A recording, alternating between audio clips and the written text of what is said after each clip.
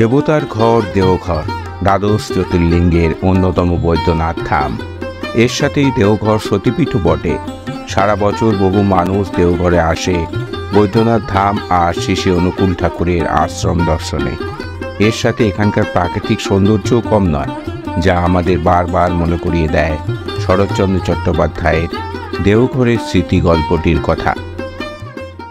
আমরা দেওঘর গিয়েছিলাম 13029 মোকামা এক্সপ্রেসে, যা রাত 11টা 20 হাওড়া থেকে ছেড়ে ভোর 6টায় আপনাদের যোশীডি জংশনে পৌঁছে দেবে। যোশীডি থেকে দেওঘরের দূরত্ব মাত্র 6 কিলোমিটার।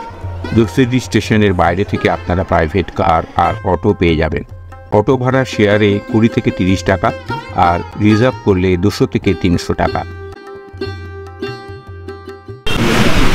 2464 रुपये पड़ेगा।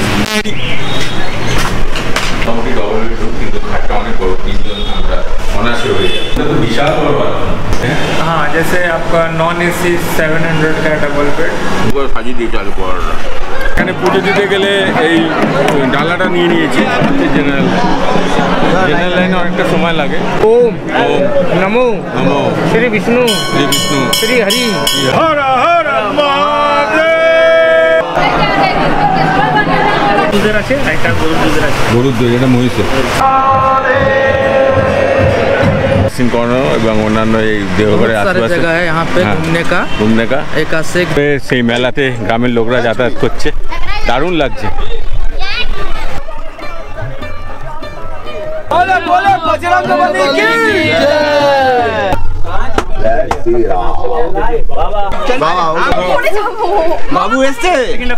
এলাম জগৎ বন্ধু আশ্রমে।